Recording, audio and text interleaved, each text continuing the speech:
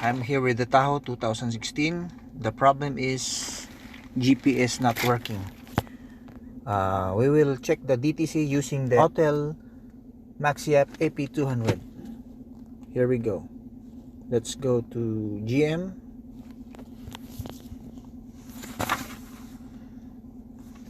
If you don't know the VIN or you don't know what's the specs of the car, you can select automatic selection and it will read the VIN for you. Just click read.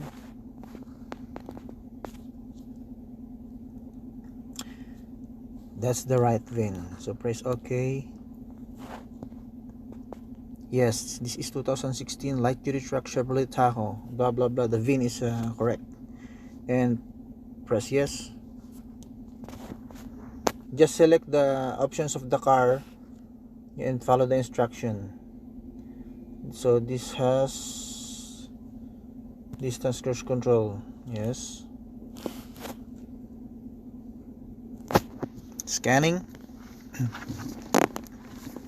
Suspension control, just select yes.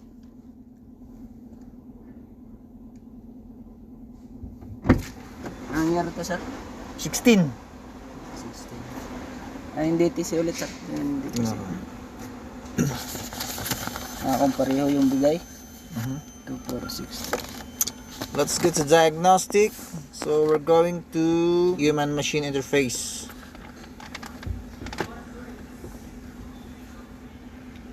Trouble codes.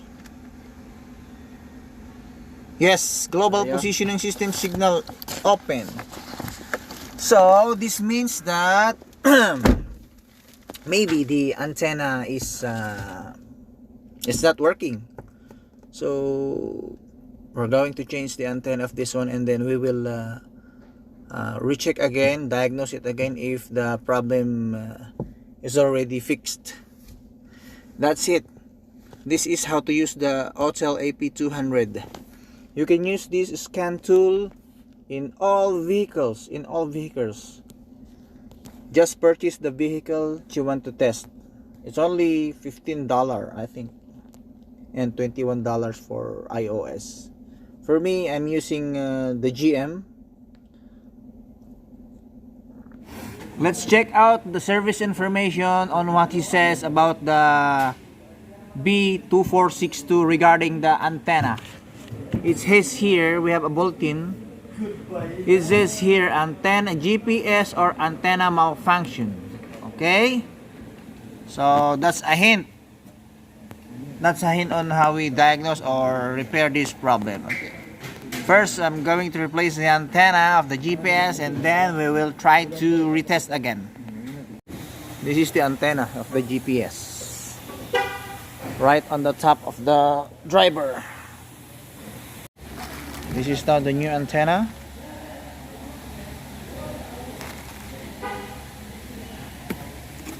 It's from GM.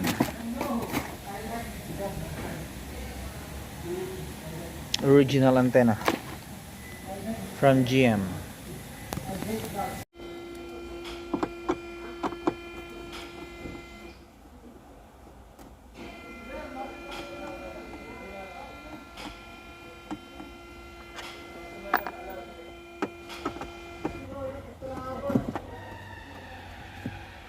Remove the sunshade.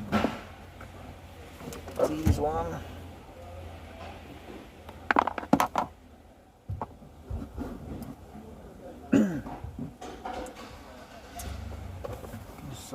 Put it there.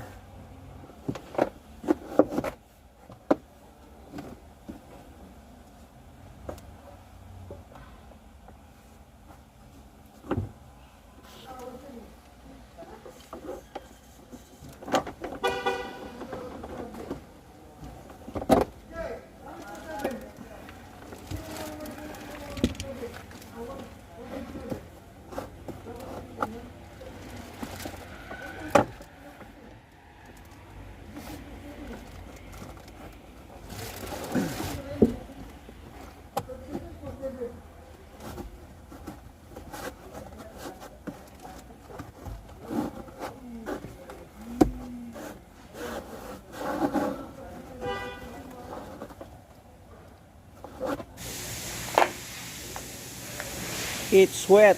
That's why. Water intrusion. The bulletin was right.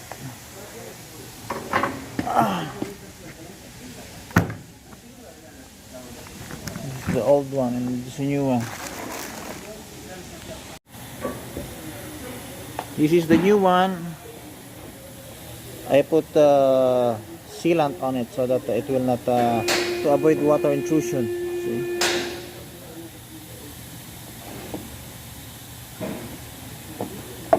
Yeah.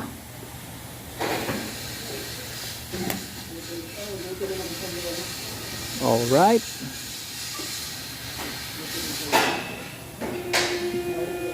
And then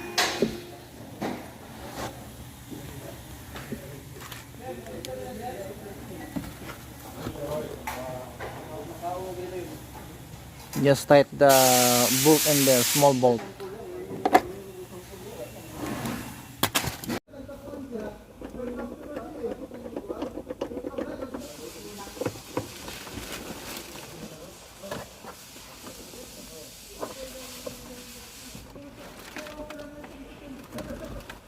All right,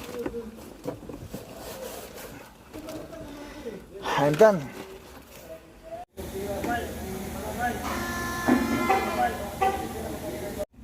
Trying the GPS.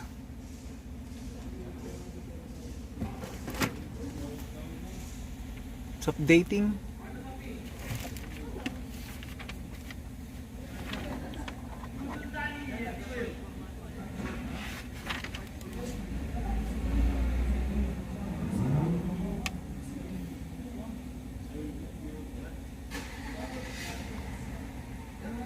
Navigation, yes.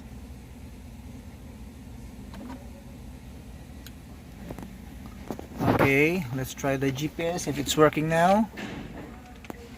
Click navigation, yes. We have the GPS, we have now maps. Map is working now.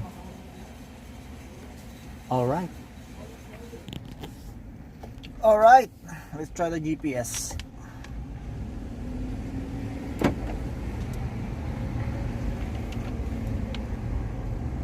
It's working now. Map is working now. Fixed GPS antenna.